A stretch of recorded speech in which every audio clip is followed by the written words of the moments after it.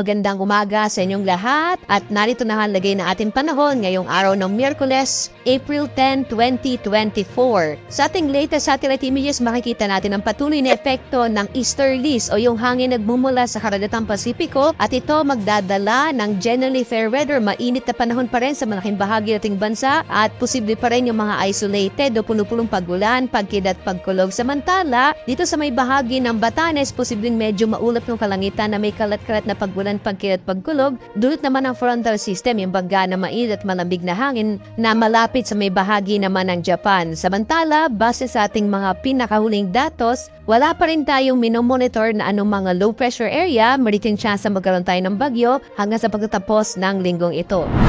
At dito nga sa Luzon, inaasahan natin ang maulap na kalangitan na may makalat-kalat na mga pagulan, pagkilat, pagkulog, partikular na dito sa may bahagi ng extreme northern Luzon, itong area ng Batanes. Sa nalabing bahagi ng Luzon, asahan pa rin natin yung mga isolated rain showers and thunderstorms, dulot yan ng mga localized thunderstorms. At asahan pa rin natin ang mainit na temperatura at ang agwat nga ng temperatura dito sa Lawag, nasa 25 to 33 degrees Celsius. Sa Tuguegarao, mainit po, nasa 25 to 37 degrees Celsius. Sa Baguio, 17 to 25 degrees Celsius. Sa Metro Manila naman, 24 to 34 degrees Celsius hanggang 32 degrees Celsius naman sa Tagaytay, habang sa Legazpi, nasa 25 to 32 degrees Celsius.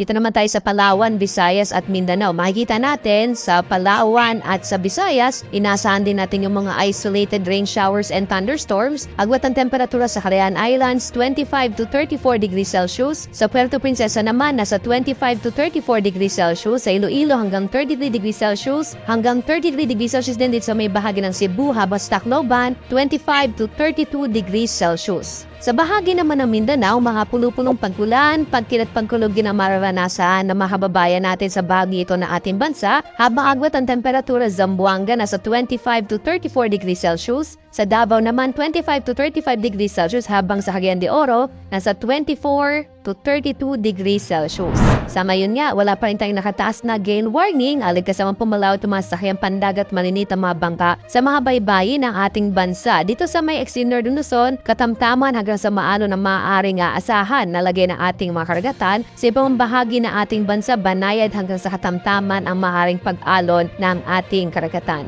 At narito naman inaasahang panahon sa mga susunod na araw hanggang sa Sabado, patuloy natin inaasahan ng generally fair weather. Mainit na panahon pa rin dito sa may Luzon. Agwat ang temperatura sa kamay nila in the next 3 days, 23 to 35 degrees Celsius. Sa Baguio naman, 17 to 25 degrees Celsius. Sa Legazpi, nasa 25 to 33 degrees Celsius.